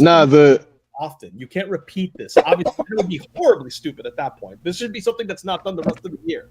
But it gave for those of us that were there at WrestleMania 30. Not saying it's the same thing. When Taker lost and the collective gasp that 70,000 people had, not to the same level, but you had a gasp. Like, and I get what he means. I get what you're saying. Yeah. There was definitely a gasp though. I mean, I will say it was very good old school booking, but the thing is that I don't know, man. Enough. The lucha fan in me just wanted, Jericho to tear at his face and bloody him, man. That's what I want. But it's just not what this company does now, is it? It's still not what it. You might get that in a couple weeks because they got that ROH pay-per-view. Yeah, I doubt it, Sean. I doubt it. The only thing I would say is that and this has been said before, I thought the booking was kind of weird because Jericho won the first match clean when he probably should have won it by cheating. Correct. And the angle with Gravity that they did the last pay-per-view was really good. But again, I just think it didn't make a ton of sense for Jericho to win that first match clean and then, that set up a rematch. And the guys that were there live can correct me, but it just, at least to me, like I thought it was a good match. It's getting bombed on Cage Match. I don't know why. I thought it was. I thought it was. Fine. I know why. I know why, kid. Because people hate Chris Jericho. Yeah. Anything he does, man. All right, even when it's okay. Bandito did have one bad boss. The guy who always loses. And he lost again on the Jericho. And people will blame him when Bandito gets exiled to ROH. Gone from Dynamite. Yeah. But the guys it'll somehow be Chris Jericho's fault. You're right. 100%. It seemed like because of all the hate you guys are talking about, at least like very rarely you see a match. It seems like the crowd like almost didn't want to get into it. Like it's not just that we're not into this match. It's like I don't care what Jericho needs to go because it's the Jericho effect, man. Yeah, it's the Jericho effect. Jericho needs to go away for a while. They're just over it. We're just over. And we said I think we said that 6 months ago that he needs to just go away for for a while. Out of sight, out of mind. Okay, but taking a hiatus is different than going to WWE, like some people. No, but that's not what I mean. I don't mean going to WWE. Just like with Cody, be careful what you wish for. Not like that. But but I think if he went away for 6 months, a year, even, and came back, I think he would come back. I think people would be excited to see him back. You know what's so funny about the Chris Jericho stuff too is that motherfuckers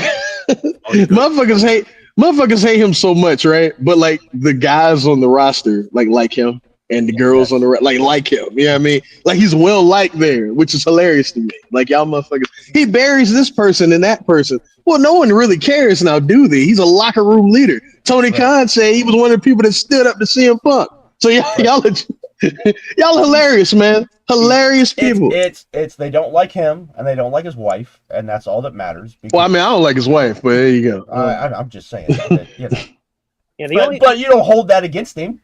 Mm-hmm. No. I think he's a little. I think he says a little dumb. Acts and does some dumb shit every so often, and is due for stinkers every so often. But Chris Jericho, man, when he hits, man. He's one of the greatest of all time, bro. Like I said, he just needs to go away for a while and then come back because he's one of the few guys on the roster that hasn't had one of those extended Mm-hmm. Try him in the tag division. I think that might help too. When he comes back. Only other thing I'll add real quick is that with how much they've been featuring the luchadors on these ROH episodes, I do think putting the title on Bandito now sort of fits with that to make ROH.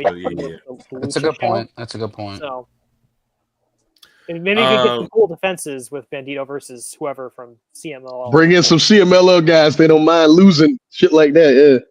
Yeah. Adam Cole beats Daniel Garcia for the TNT title. I got nothing to say about this match. I mean, I thought it was like a technically good match, but like it was. Crowd was dead. I was crashing during this match. Like everybody was so like didn't. Well, that and like match. I you can't. They had the time limit thing. That was no time limit, and they went less than time, which is good. I'm not complaining. It went less than time. Big Rat brought up a good point where this needed to be in the beginning of the show. I don't understand. Like they had something when they were doing Cole, O'Reilly, and Strong. Like have them as a team going after the trios title. 100%. Yeah, I think that was a better thing for Cole to be. That would mean that Tony would have to remind himself that he has the trio titles. And that's another issue altogether. Well, and also at this point in the show, the only two matches left are the Omega match, which obviously a lot of people wanted to see, and the main event that everyone was super excited for, like at least the booking of it. Like it is a tough spot. It's not to excuse them because I do like maybe I'm the only person in our Discord who watched it. Their first match on Collision was I saw it. Good, and they were good. And in that match, they're doing like the high spots like right away, like, and they're not doing. It's not as technical as the 20-minute draw was, or as this one was in the beginning. And I feel like at that point in the show, that's what it needed to be. You needed to get to it quickly because you were in a disadvantaged spot, and they didn't do it. I was cool with the finish because I did like on Collision. They kind of promoted the whole story as Garcia. He needs to realize that he thought he quote unquote made it by finally being the TNT champion. But it kind of, their Cole and Daddy Magic and all their promos with him are trying to kind of tell him, you still have a lot to learn. You're still you need to prove yourself every day. There's no point where you can just get there and be satisfied. You always have to keep working for something. And both in his like arrogance of, I'm going to give Cole the match even though I don't have to. And in this match where he's doing Cole's spots and he's being very arrogant about it, I think it does actually tell a broader story for Garcia's arc. The other thing is I think Garcia as a heel is a lot better. I think you saw that when he's, like you said, you could say that about a lot of people but I think for him specifically, and also I think that you can't, like, I hope they don't do this with Cole either, where they just, okay, he's on Collision and we're going to keep on Collision because you're going to give him pay-per-view matches and people aren't going to give a shit about the pay-per-view matches because you've exiled him to Collision. So I think that's a mistake. And Garcia's current presentation, like I see it in the comments and I've seen it from other people talk about this match. Oh, he's kind of bland, but like the guy can promo like very well. Like I do agree that the TNT champion Daniel Garcia got stale. I would not disagree with that. Mm-hmm. And I do think Cole needed to win this match because the Cole character trajectory was really bad. Like if he lost this match, like it's going in a dark place unless he's just in the trios division, I guess. But so I'm fine with that. But I think that we can. I don't know. He won't be a heel forever. He was a good face in the MJF feud, and he does kind of need to like find that magic to where the personality that he does have is just displayed more often. For whatever reason, it was just really dry during his run as TNT champion, and I don't think that's who he's been for 3 years in AEW. And I think it can improve. I don't think Garcia's TNT title reign was stale. I just think Tony didn't do anything for him. Well, he didn't have anything for his reign at all. And people, like we talk about, like Josh, we say this is a different audience. Like these people aren't watching Collision, like clearly. I people that complain that Athena showed up on Collision because they don't watch Collision. Right. All right. Also, thank Chris Jericho for his promos getting better. Just throwing that out there. Also, Adam Cole's gear sidebar was ugly. I get the. It was better than the Halo gear he came out with. True. Look, I get the idea. I love The Witcher. Geralt is one of my favorite characters, but that jacket was stupid. He like a Power Ranger. That shit was terrible. Just wanted to throw that out there. He looked bad. Respect to the Power Ranger. Only other thing I'll add about this match is that it reminded me very much of a Cody Jay Lethal match I saw at Final Battle. I think it was 2018. God! I'm getting to something. So, and that was right before the Ladder War, which is the Young Bucks' last big match in ROH. And it's funny because I wrote the review of that show for Voices of Wrestling, and per Rich and Joe, I got a very funny nickname from a certain Cody Rhodes. I didn't even complain about the match that much. I just said I was like tired. I just wanted it to be over, and I didn't understand that he was doing I think I wrote that I didn't understand why he was dressed up as an army guy when Flip Gordon had. He's supposed to be Scarlet Snake. He's supposed to be Naked Snake. The Flip Gordon match right before that, so I thought, why is he doing what Flip Gordon already did? But yeah, that just reminded me of that because Cody did give me a funny nickname apparently from what Rich and Joe said, but that's hilarious. Oh, also because I wasn't here, Swerve's gear was terrible too. I love Static. Grew up reading those old Prestige comics back in the day, but he looked stupid. That shit was. It was terrible, man. The thing is, I got excited when he came out with that gear because I was like, "Oh, he's in a full bodysuit that's got a lot of white on it." You thought it was gonna bleed. You thought it was gonna bleed. I thought it was gonna bleed, or I mean, he did bleed. He did bleed. It was terrible. It was a terrible cut. It was very bad cut. Or that he had the full body because he was gonna they were gonna do something really crazy, so to save his skin a little bit, but then he took the shirt off and I was like, what the fuck are we doing? Anyway. Yeah, whatever. Fuck you, Swerve. You look dumb and then you didn't do anything crazy. Supposedly there was Swerve chance at NXT.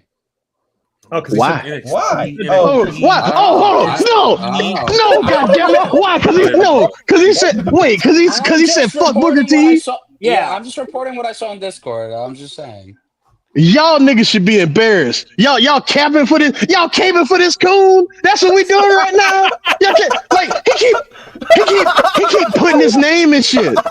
Like, bro, you keep talking. Swerve keeps responding because you keep talking. Shut the fuck up. It started. He wasn't talking about you. You talked shit about him. He responded to you, and then you want to play like you're playing the bigger man. Like, oh, I'm just never gonna bring him up again. I'll never say anything good about him ever again. Man, shut the fuck up, man. Shut up. Take Triple H's dick out your mouth and shut up. It's just that simple. Shut up. Shut up. I'm sorry, Adam. I'm not mad at you. Not mad at you. I'm mad at them. Why are they caping for him? Why are they caping for him? Main character syndrome. That's what he got. Main character syndrome. You are not the only black wrestler that ever exists, motherfucker. You're definitely not. And you're not the first either. And you're not the first one that you're not the first one that racist shit has happened to, but you are the first one to justify the racist shit that happened to you. Fuck you, Booker T. Fuck you. That simple. Fuck you. Ooh, that nigga. Ooh, boy. I swear to God. I swear to God. Oh, man. Before we move to the Omega match, I just wanted to say on the topic of gear, maybe this doesn't matter to anyone else. I think Garcia should probably go back to wearing the long pants. I think he looks worse in trunks. I'm probably the only one that cares about this. But I didn't like him in the long pants. I don't want to talk about men looking good in tights, but he does. It's like Ricochet. You think Ricochet looks better with the long pants? With Ricochet, I don't think it matters that much either way. It did. He did not look good. When he wore those long pants, he had his worst matches. He's had the worst matches. Yeah, terrible. I think Garcia looks less like a kid amongst men in the long pants than he does. But I think part of that also is one of the things I think AEW should do a better job of is talking about how young Garcia is, because they do. I think that would help him a lot. Because I think absolutely. I think people see him and they think, oh, he's like in his late 20s, and he's not in his late 20s. He's like in his mid 20s. He's been on TV for a while. Yeah, he's been on TV for a long time, and they need. I think you need to remind the fans. Oh, by the way, this guy's only. He got the main event of that. What was that show? Rampage when Punk.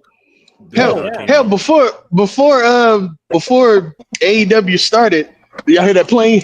Before AEW started, Wheeler Yuta and him had like this long fucking feud on the Northeast Indies, and they were like kids. You know what I mean? They really should lean into that, bro. Like, these two dudes are young and still have them kind of like interact. I think so, but whatever. Danielson has great matches with the whole roster, but his matches with Garcia were better than the average Danielson match. Like, that's how. Absolutely. Right. All right. International title, Omega, Bailey, Ricochet. I can say that this was probably a good match. I wasn't that much into it, to be honest with you. It was a great match. I didn't really like it. It was too long. Really? Yeah. I really liked it. I'll never think about this match past this pay-per-view at all. I thought it was great. And also, you guys who sounded so dead during the Cole Garcia match and calming, and kind of too during the Jericho Bandito match, and this crowd was rocking until it went too long. Like you could feel it on TV.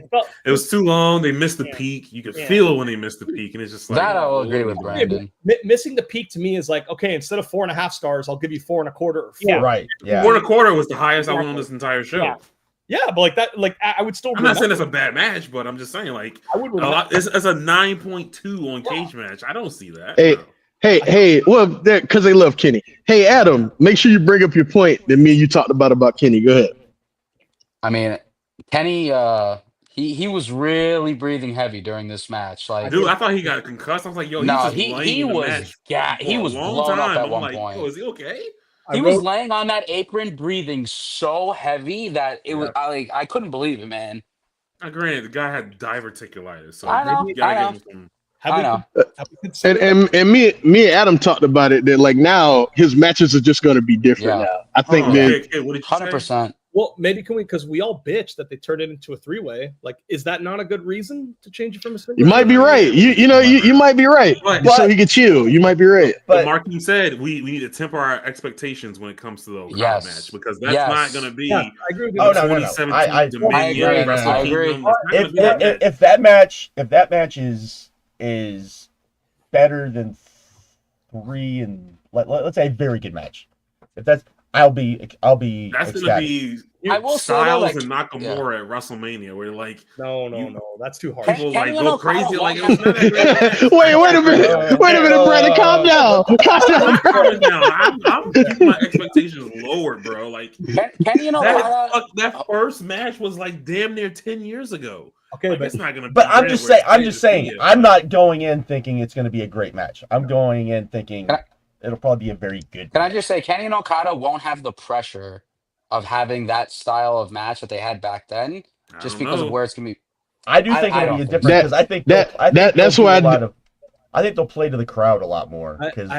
Okay, but you'll get good Okada too. Like I actually, to our conversation that he's gotta deliver, but me and Marquine, we had this conversation on this show about like why Okada brought it for Will. And we understand he doesn't bring it on TV, but he didn't bring it at Revolution either. And I was led to believe he doesn't give a shit about TV. He cares about pay-per-view. But the Revolution match with Brody completely disproved that because even though it was a good match, it was nowhere near at those other levels. And Marquine was talking about there's guys he respects, there's guys he doesn't respect that causes him to bring it. And I really do think All In with Kenny, I think he will try his best. I think you will. I'll definitely. We don't have any doubts of that. I'm not saying he's not going to try it. Yeah, he will absolutely try. In comparison to the other matches, for sure. I just think they're gonna have a different kind of match. I think it could be as good as their other ones. It'll just look different. That's what I think. This crowd, the AEW fan base, loves Kenny. Like they love. Yes. Kenny. They were. He was so over. Like he could do the same things that Jericho does, and he will get so much more love for it. And I'm not saying it's not. Don't underestimate the crowd just loving Kenny and like wanting a match to succeed, even if it's not at their level. And that was gonna be my point. When everyone is out here crying and complaining about they didn't do Hangman Swerve, they're doing this and that. The actual biggest match on All In is Kenny and Okada. And this pay-per-view proved it to me. Okada's music hit. Did you hear that fucking crowd? Did you hear that goddamn crowd? As soon as his music hit, did you hear the crowd? That was a pop. They know what time it is, man. But you know what? You know why? You know why? Because Kenny and Okada are the reason AEW exists, bro. Like those series of matches bought people on to other types of wrestling that weren't watching the shit that we were watching at the time. And that's why AEW is here. Like the gravitas of that match is more than anything else they could ever do. People complain that honestly, the Omega and Jericho matches more. I think it's Okada it's those. It's those. The Jericho match is part of it. It's not to the Jericho. Yeah. The Jericho matches. That Jericho match doesn't mean anything without those matches. 100%. Like when Okada's music hit and that crowd went nuts, I was like, bro, this is the match. Tony Khan signed Okada to do this match. Like, that's why he signed them. This is the biggest match they could do, and it's happening. So everybody calm down. Everybody calm down. That's the last thing I'm going to say about it. It's going to be so one thing I want to say about this match, do you think that at Double or Nothing, we just get the singles match between Kenny and Bailey? I hope so. I hope so.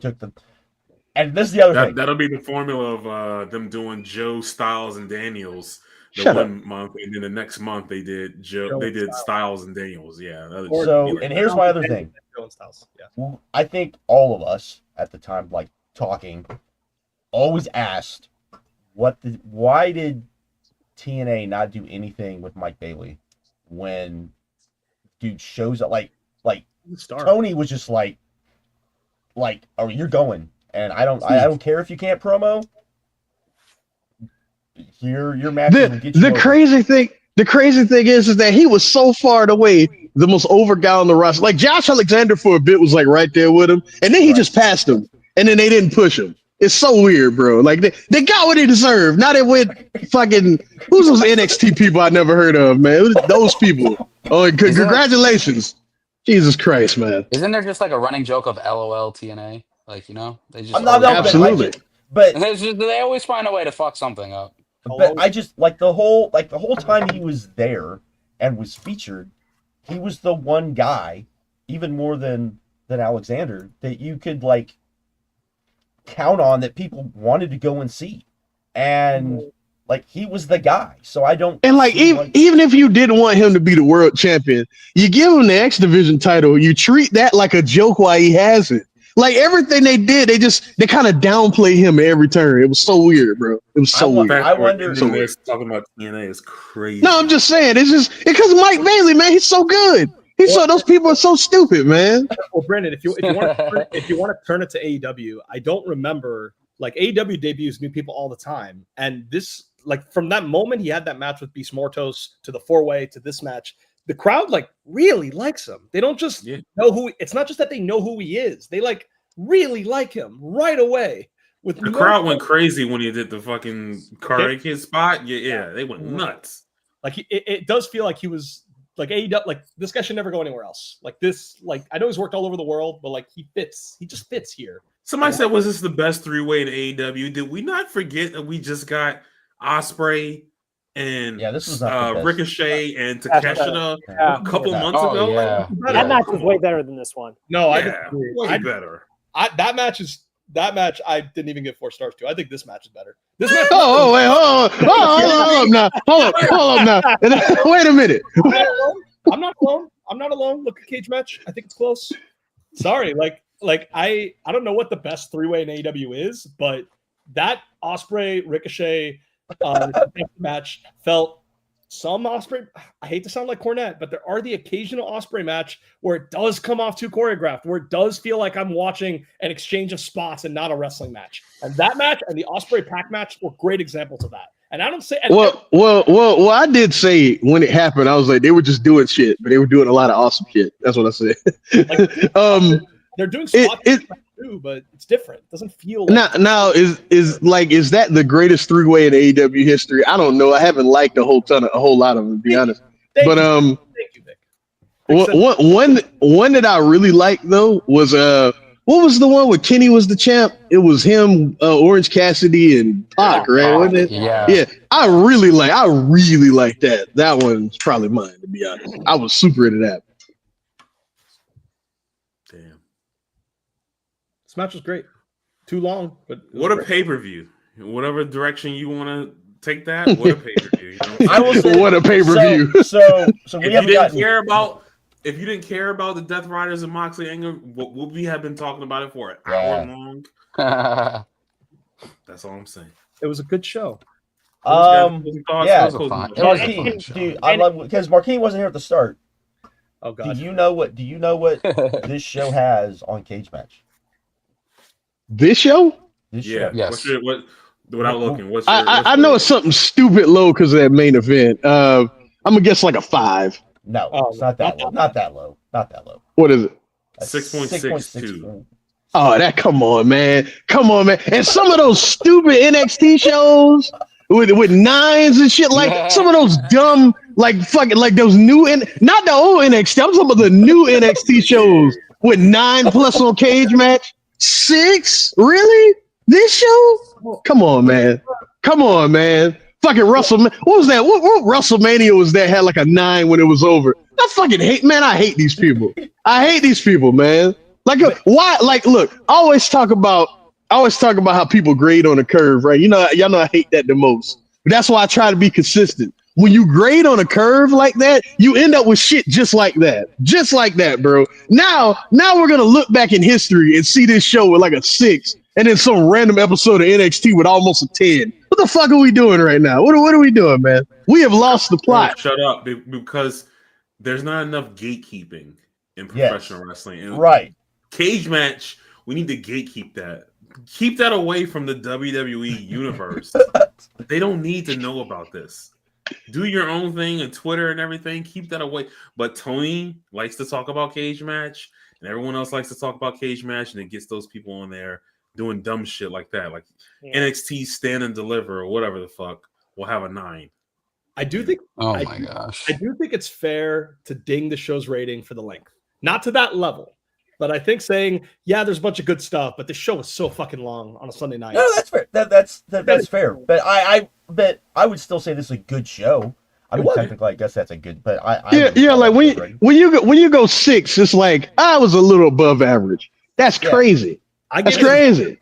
What would you guys give it? I gave it a 7.5.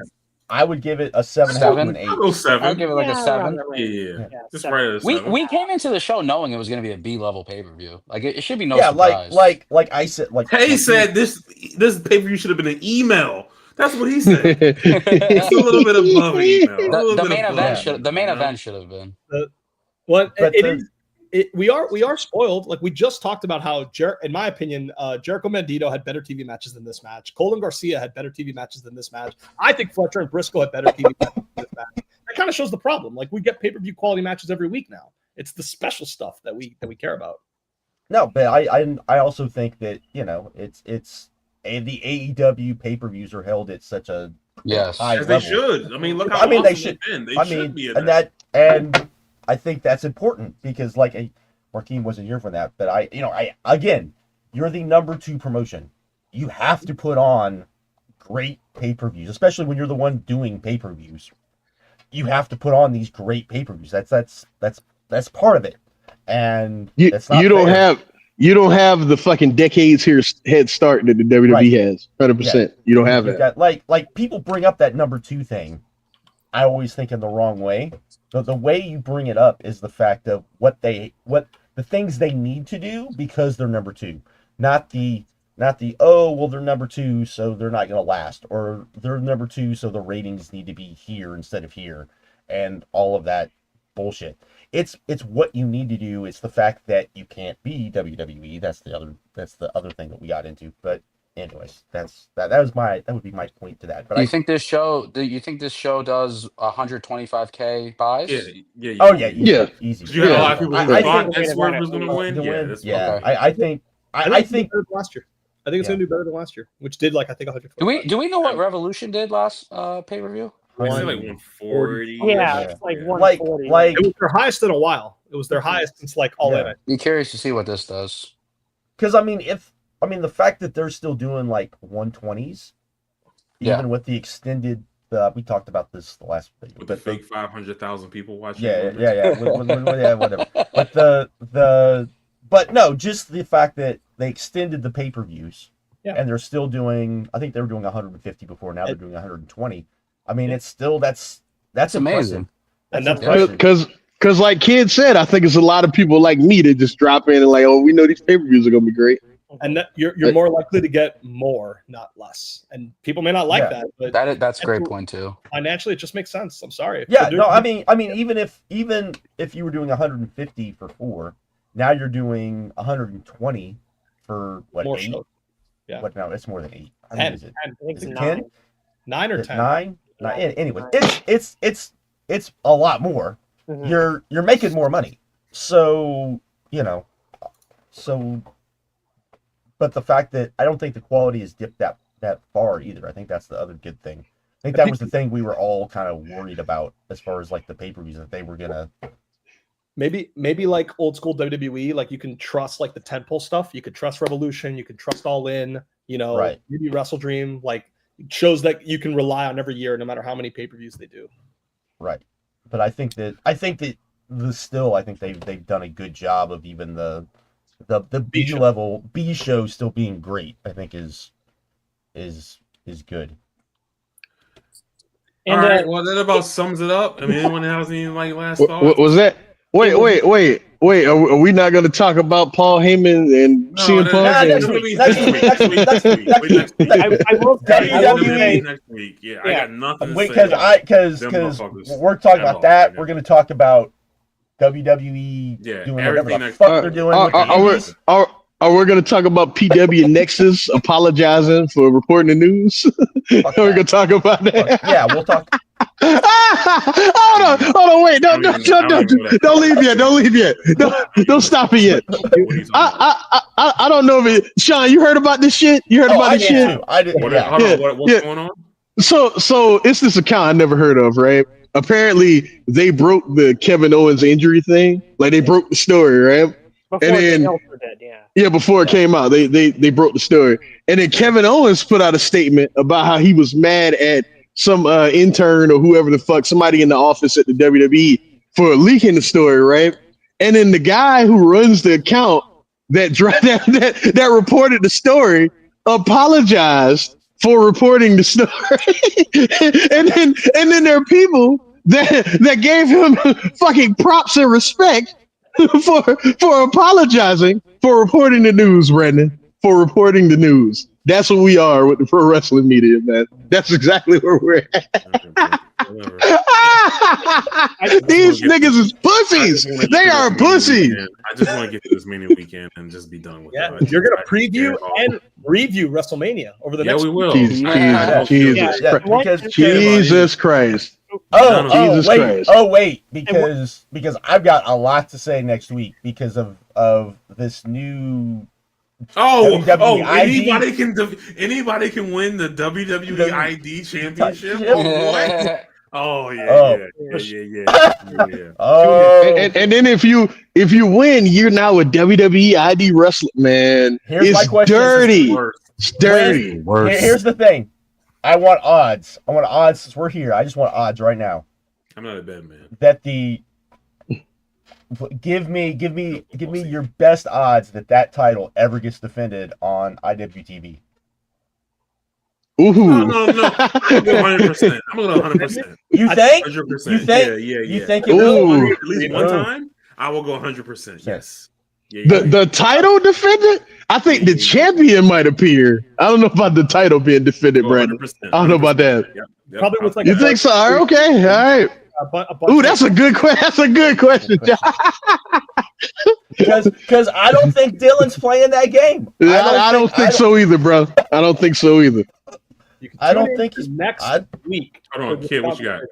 No, I said you could tune into next week for this conversation. Yeah. We'll talk more about it next week. We're going to talk. Yeah. And one more thing I just want to say real quick. It was really cool to meet Brandon at the show, even though it was really annoying because I was not meeting him, but trying to get to him because I was where I was sitting. I was literally right in front of the pre-show panel. Right. And I had all these people like surrounding me trying to get themselves on camera, and I was like, I gotta get out of here. There's too many weirdos. It was Sean said all these marks. Yeah, trying to get Jeff Jarrett's autograph and whatnot. But it was nice. It was nice. It was great meeting Brandon. So fun to meet you. Fun to meet Adam. Yeah, it was a great show. Yeah. Sans the main event, real fun show. Be there. I'll be at Double or Nothing again. Going to Arizona. Enjoy the hot sun. Hey, wait! Did y'all talk about them probably doing Anarchy in the Arena next month? Yes. You'll talk about that. Yes. I'll go back and listen. Yeah. We talked about the stuff that they booked for. Dangerously close to talking for like another 15 minutes. Oh no. All things WWE WrestleMania weekend. We'll talk about next week. On IWTV. Peace. Like. And